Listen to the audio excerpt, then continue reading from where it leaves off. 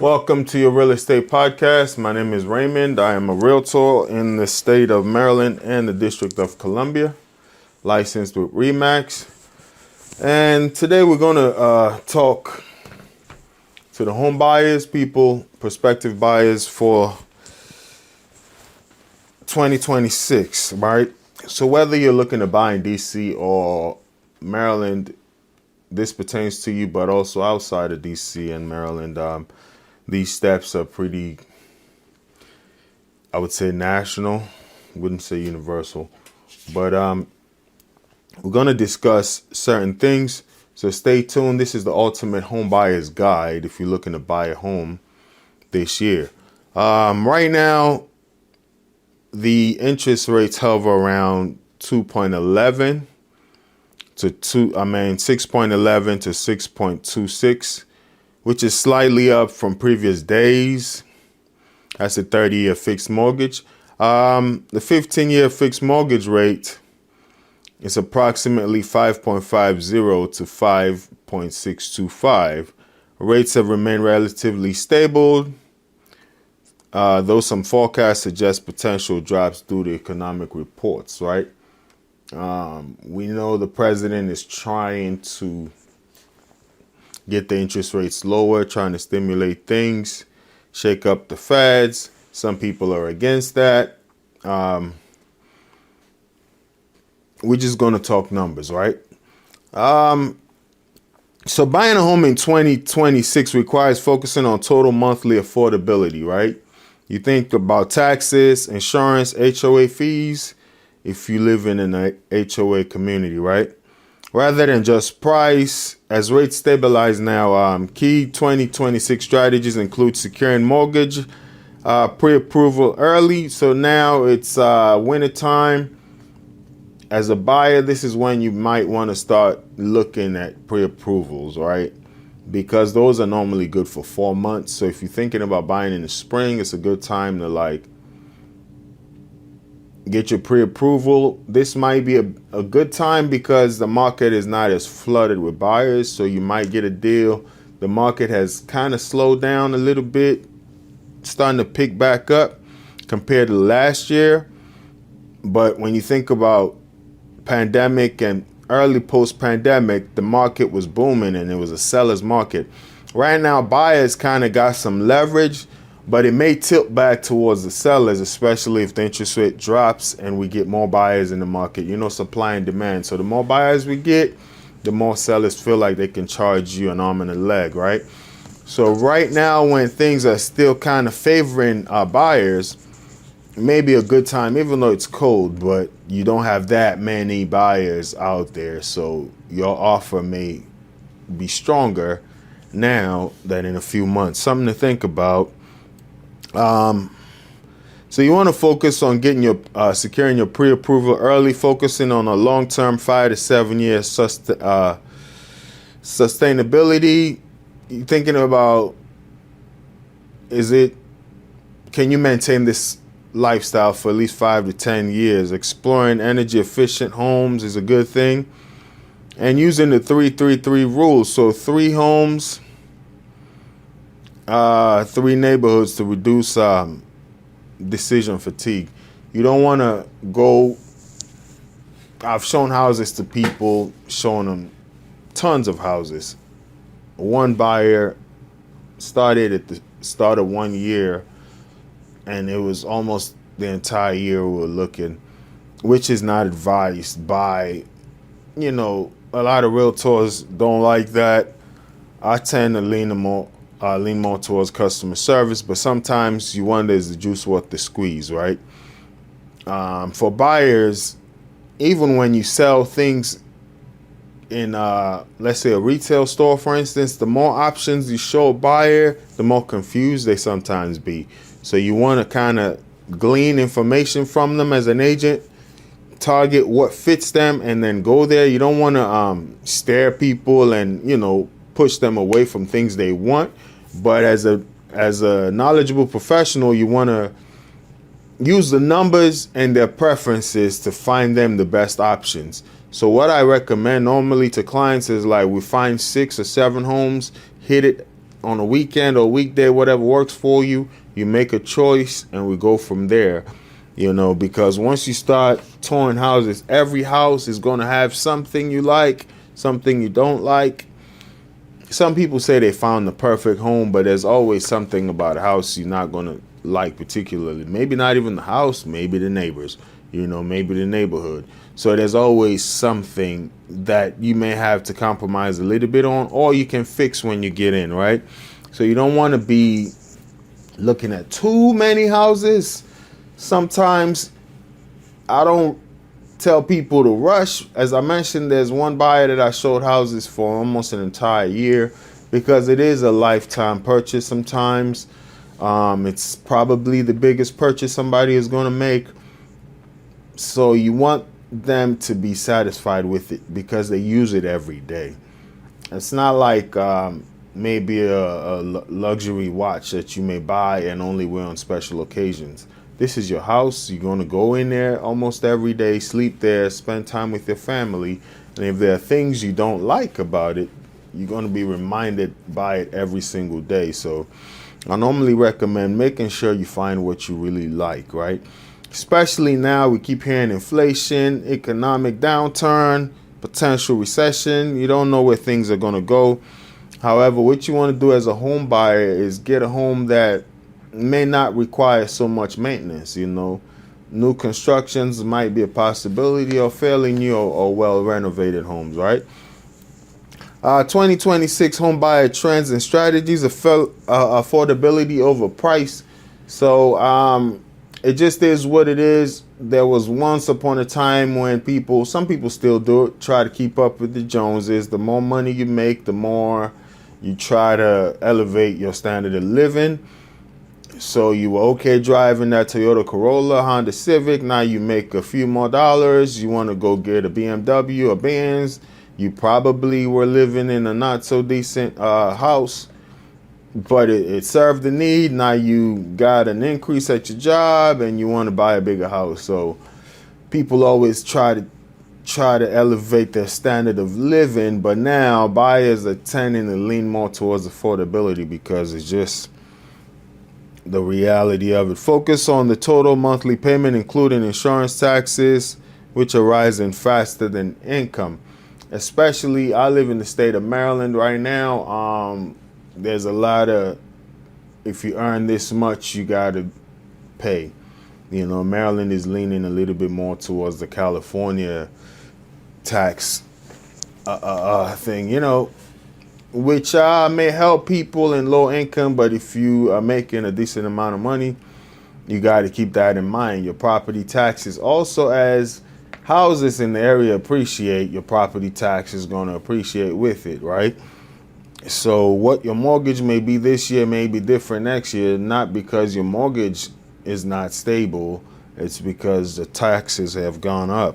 So something to think about. Long-term mindset. Choose a home suitable for at least 5 to 7 years to ride out market volatility. And honestly, that's what I did when I purchased my first home. You ain't got to be like me, but I bought a house that I feel as though I can afford comfortably.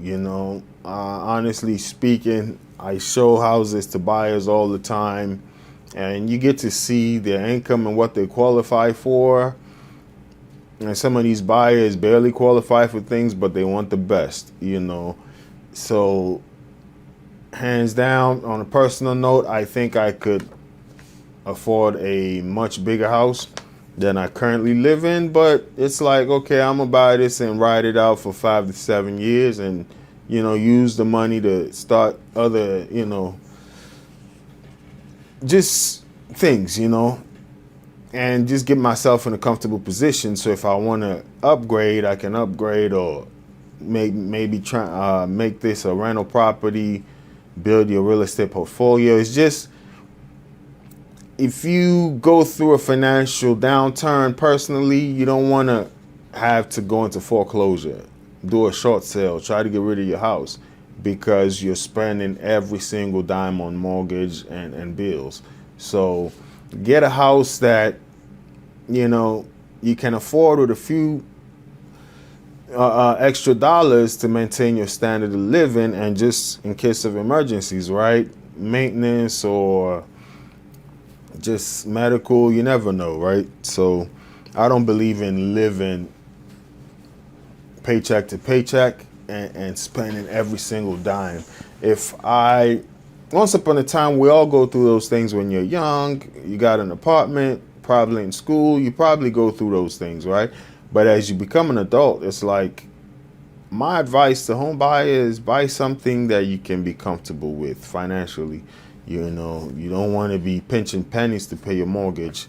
Not a good strategy, especially in how volatile the market is. And we live in an area right here that is kind of dependent upon the federal government, right?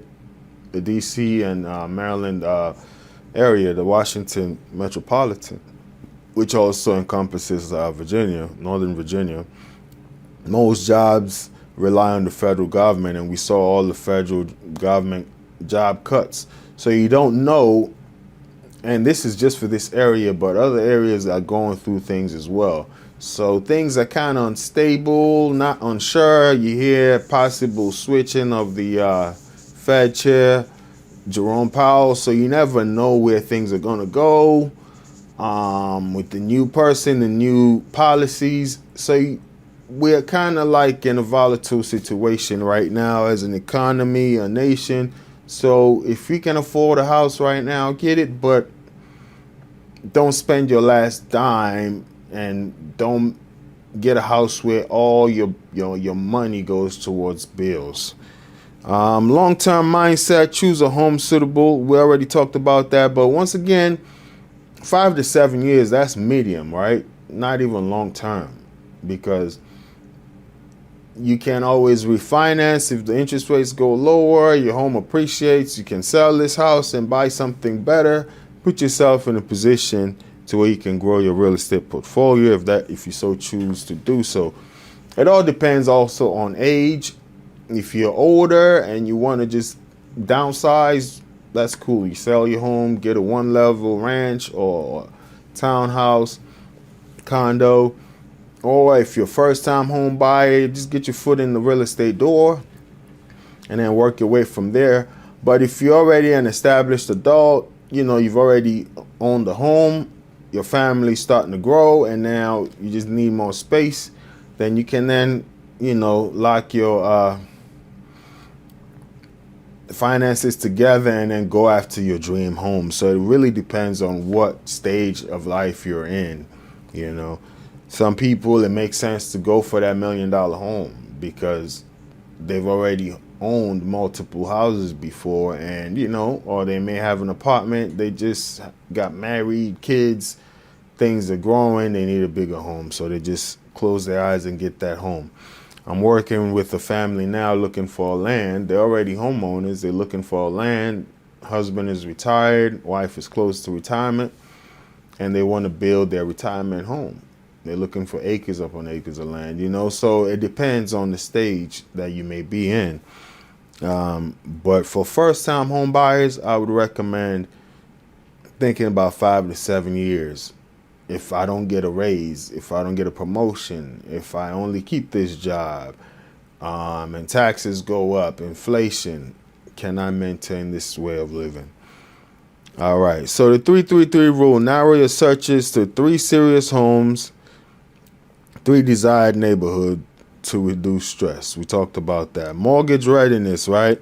The pre-approval, shop different lenders. I work with one lender primarily, but I have backup lenders. And sometimes my main lender wasn't able to come through, called a backup lender, they came through.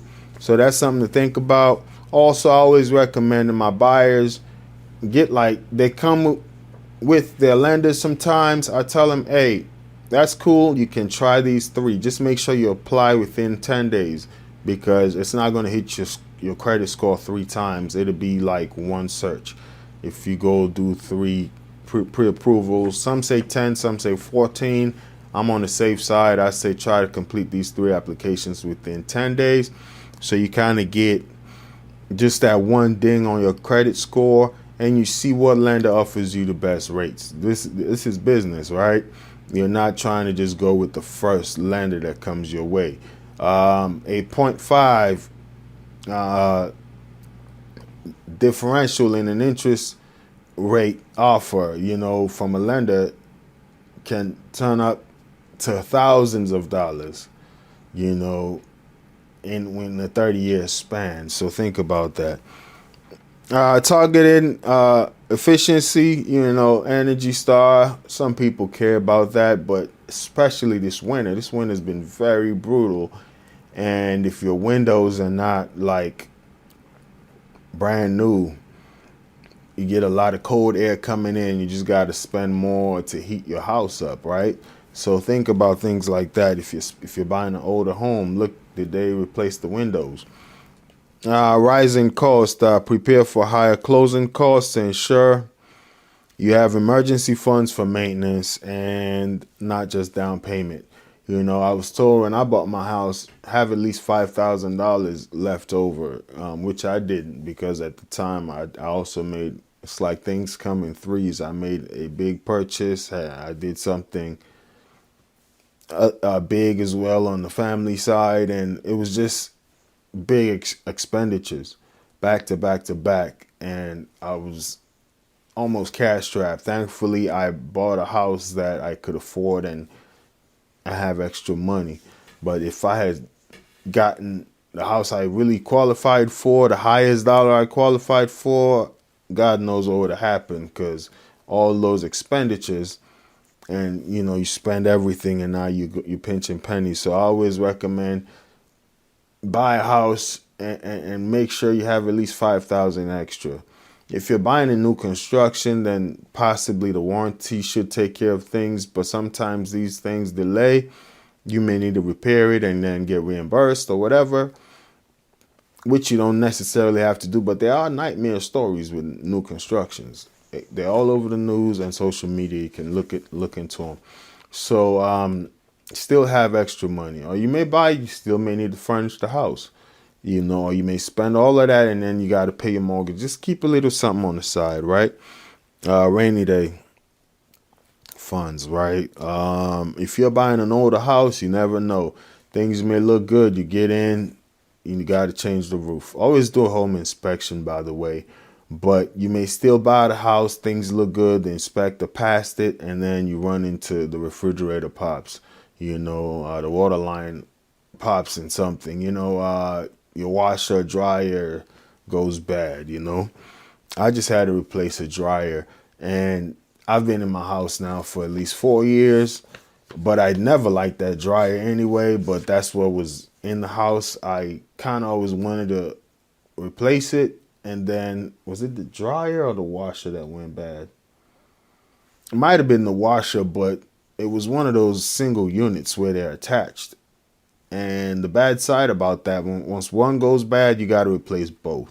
So I bought 2 separate units now, and it's just something to think about. At least it lasted 4 years. But as soon as I got in, maybe a year in or so, I had to change the water heater. These are just things to think about. The water heater, you got to change. And then, thankfully, everything else has worked. But I've done repairs that I wanted to do. But the water heater was like, you have to. And also, I had to do like septic work, These are things I didn't see coming, So I try to advise buyers, you never know what's going to pop up. When the septic tank goes bad, if you got a family, you need your septic working, right? Some people are in areas that with public sewage. I'm a little further out, and I prefer where I'm at because of the land space, get a lot of land. But when you live so far out, sometimes you get the land, but you don't get connection to all the public facilities, so you need a septic system, and then boom, that goes bad. You got to get that fixed. It's not something you could live without. The water heater went bad. Got to get that fixed. Not something you could live without. So those were the 2 emergency fixes that I needed in my house. But some people, I've heard, some of my clients bought a house, did an inspection. The inspector said the roof It's not in the best shape. Turned out the roof was leaking. First big storm, boom, it's leaking. Clients had to raise hell, and we had to pretty much put the press on the inspector, like, hey man, you passed this roof. You said it's not in the best shape, but you didn't say it was leaking. And now there's mold, there's all kind of things. Brand new, well renovated home, but then this leak, and they got an elderly family member there, and the water upstairs on the attic can cause mold. So it was not a good look, So those are all things to worry about when you even do the inspection. The inspector, make sure you get somebody really good. This was a very good company. I did a lot of business with them, but something just was trending in the negative for the past two. There was one guy when I first started dealing with them. He was very detailed because the seller I was dealing with wanted the inspector there. An agent there. So I had to be there. I sat in my car, just watch him do his thing from a distance because I didn't want to influence his opinion. And very detailed, very thorough. And I'm like, good, I'll keep working with this company. But then red flags started popping up. Maybe that guy got booked so much, they sent me the B team or the C team from that company. And it was just like, what's going on here, And whoever they sent wasn't diligent enough as the first inspector. And they did point out the old roof, but they didn't say it was leaking, So now what I did, I'm under contract now, and I got an inspector for my buyer, and they pointed out the roof is not in the greatest of conditions. What I did was I got a roofing company out there. Do your due diligence, That's why also we're going to get into selecting an agent. These are things that I've gone through over the years of being a realtor, selling dozens of homes every year. You just, on average, you know what to look for. So when I first started, you run into these things and you get lucky and, nothing major happens. Then, like I said, I trusted this company because we had done some business, but something was just telling me the service, whoever they sending out there, because one time my buyer wanted to be there. I wasn't able to be there. The buyer said, I want to be there with the inspector. I asked the seller's permission. They're like, fine. So the buyer was there. Buyer waited almost an hour before the inspector showed up. That was the first red flag. Just not being timely. And my buyer was always blowing my phone up like, hey, I'm still here. This person is not here. And I had to call the company so many times. And then the inspector finally showed up, and buyer didn't like that house for one reason or another. They ended up getting another house, and the same inspector did that thing. But I wouldn't say it's a company because I sat down through multiple of their inspections before. And a certain gentleman that I ran into was very diligent. But as the company, I don't know if they got busy or something, that particular person wasn't the one that was sent out. So that's the thing as well, right? Some of these companies may be very good, even agents, you get the brand name, but then you got bad apples. So do your research as a home buyer for the agent himself or herself. Even though it may sound good, Remax, Keller Williams, whatever company you want to bring up, Long & Foster, whatever brand name, whatever team you hear about that's doing a hell of a job in your area, selling a bunch of houses. Do some research on the personality of the agent, even the inspector. Even if they give you a little red light, red flag, probe into it a little bit more, So like I mentioned, the house that I got under contract now, it's in Waldorf, Maryland. Inspector, different inspection company now. I got 3 that I normally work with because of pricing sometimes, and also just the detail of the work they do.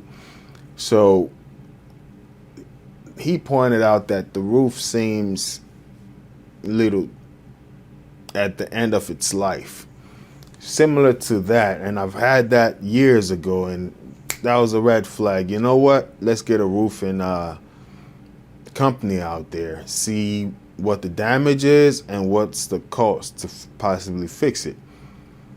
The roofing company went out there and said, I can certify this roof for 1 year. My buyer's like, okay, I can live with that. I don't mind because I plan on getting things repaired anyway.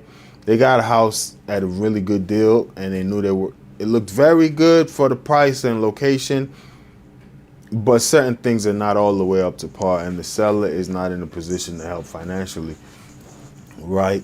So the buyer knew they may have to spend some money. Okay, I can get this repaired. As long as it's going to last this long, fine. But just know what you're getting into. Double inspect, right? If they say that the roof is not working and they recommend getting something fixed, send somebody there. If they say plumbing seems shaky, I would recommend getting a certified plumber. Do that. Spend the extra money. If they say the electrical looks a little funny, I would recommend getting a certified electrician. Go the extra mile and spend that money, because it may cost you a few $100s, but it will save you thousands on the back end, right? But also another thing is just leverage a new construction if you possibly can. Save you from all those repair and maintenance costs. But one thing you need to be very mindful of, you got some nightmare builders out there where it's a nightmare, you know. Mortgage rates are stabilizing, not crashing right now, so that's a good thing. Good for the housing market. The inventory is improving, but competition has disappeared, right? So even though we're getting more properties being listed, a lot of them are also going expired because the buyers are not out there as much as they once were. So that might be a good time. You can negotiate a little tougher with sellers, because if a house has sat on the market for quite a while, the seller may be able to knock down the price. So keep that in mind. Buyers got a little bit more leverage now than they did in previous years. Negotiating power is back in some markets. You know, some markets are still hot. Even in Maryland, you can't, or DC, you can't paint a broad brush and say this entire area. There are many markets in the state of Maryland. So for instance, some cities, Annapolis, not all places in Annapolis, but you got to know the areas. Silver Spring, right? Bowie, Bethesda, Chevy Chase. You know, you go to DC, certain areas of DC as well. Houses don't sit, but then in other areas, houses may sit. So you want a local expert that can kind of get you there and let you know whether you need to jump on this and offer asking, or you got some leverage to negotiate. Obviously, you know, the pre-approval is non-negotiable because, one, it shows the seller you're serious, and two, it just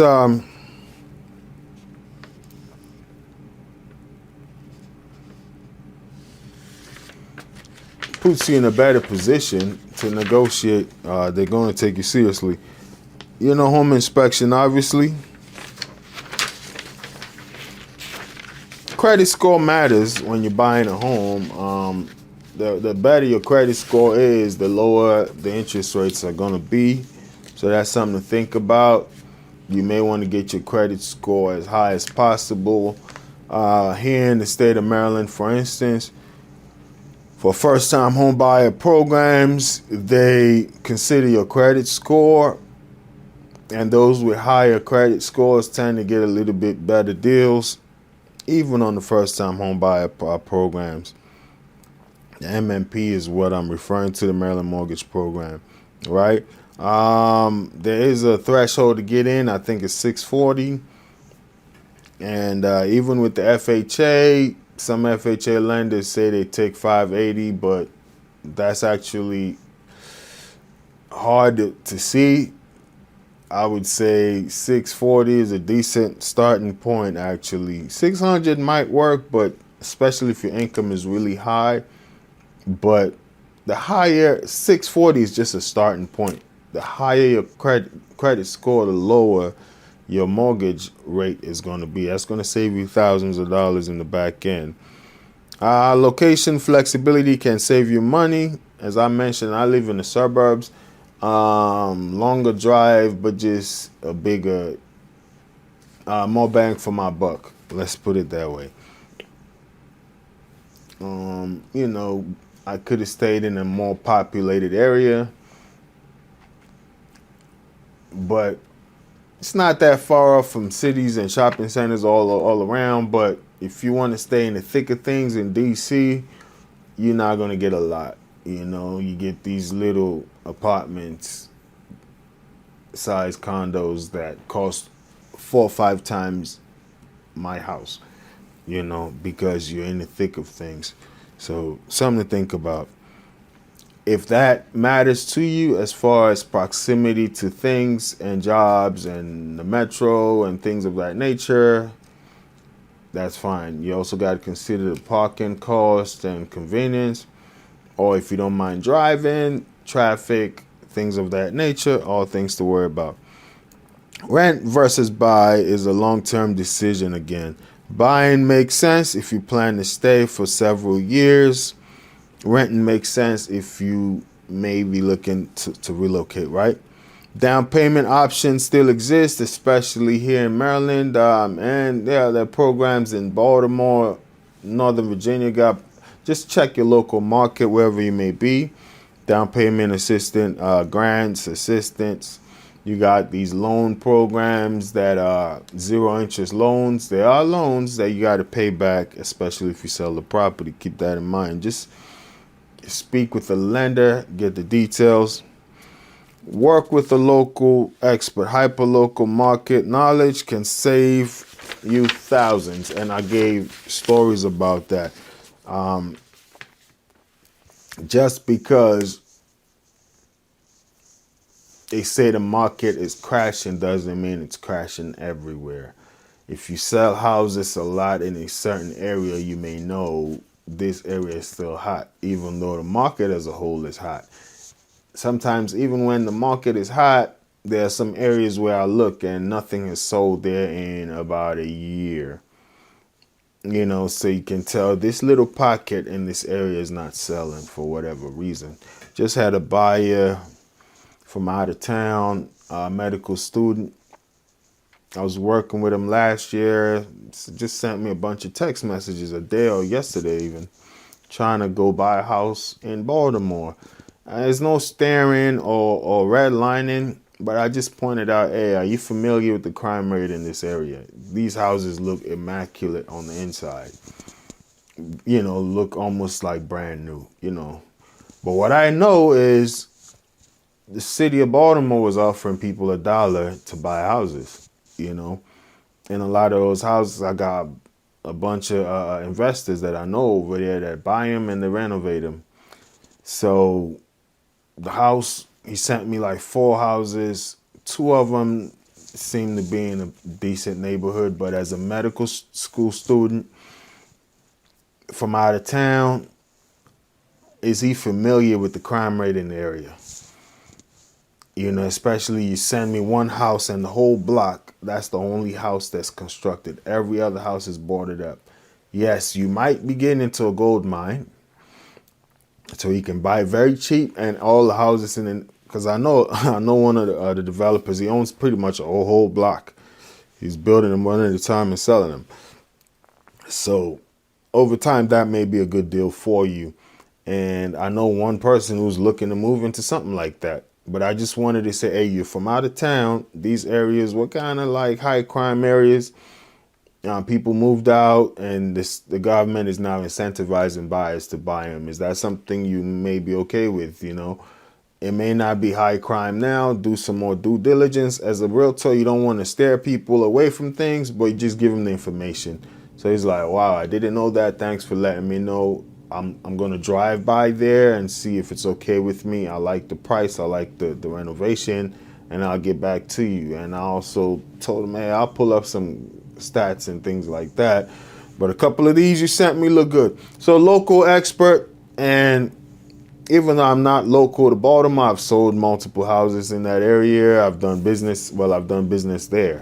You know, I got investors that work there, so I'm familiar.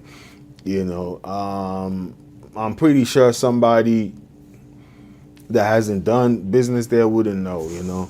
I've done business there. I got investors that are flipping houses there. I got people that talk to me about the market there, and you know, you're just aware. So those are things you want to know as a buyer. Talk to an agent that knows the area, you know. So this, if I just want a commission check, hey, let's go put an offer, great house. But you know, just looking at the house, it's the only finished house on that whole block. And for a student that's probably not going to be home all the time, what's the crime rate like, you know? I know people who got houses broken into while they were working a lot in certain areas, not only in Baltimore, but in other areas, you know, in different places. So I'm just saying, those are just things you may want to point out, you know, to your clients, and also like buyers may need to know. So when you work with somebody, just work with somebody that has your best interest in mind. That's not just chasing a commission. And once again, it's illegal to stare, so I can't tell them, oh, don't buy here. Here's the thing. There is, I don't know those that remember DC 10, 15 years ago, certain areas that you wouldn't even drive by are now luxury areas. So that is kind of the trend that Baltimore is trying to go in. You might be stepping into a gold mine. But there are some areas, especially Pigtown, there are some areas, as soon as you go a little bit up in Baltimore, those areas have never gotten this economic boom that the rest of the area down there has gotten, you know. So you just one block over and it's a nightmare, and then over here it's really good, you know. It can be the difference in hundreds of thousands. So you may be stepping into a gold mine. You buy a house for $100,000, and once the whole block gets renovated, that house could be worth $300,000. You know, but you can buy that house for $100,000 and nothing around it gets renovated and moves up, and then your house is just worth less and less because more crime. And so just had to point that out. Hey, go do your due diligence. So a local agent that kind of has an idea of the market is very key when you buy, and this applies to different areas across the country. Just somebody that knows the market. It doesn't necessarily have to be crime. It can be traffic. You know, I got, for instance, veterans that are in the Andrews Air Force area, you know, and they weren't, not even veterans, even active duty. Some are veterans, but they still are contractors there, contract work with the Air Force Base, and they want this home but don't want to commute. And I got to point out, hey, 301 gets heavy traffic. Is that something you're okay with, you know? So just get a local agent that knows the area. All right, well, I hope you've enjoyed this video, and if you haven't subscribed yet, make sure you do so. That's how you help the channel grow. I really do appreciate it. And if you are a local agent in some other place and you have a buyer looking to move to the Washington, D.C. or Maryland area, we do take referrals. My information will be in the description below. If you are a home buyer or seller in the D.C. or Maryland area, looking to sell or purchase your home, by all means, reach out to me. Your ultimate hub for real estate insights, breaking news, entrepreneurial wisdom, investing strategies, and self-development hacks. If you're ready to expand your mind and stay ahead of the game floor, you're in the right place.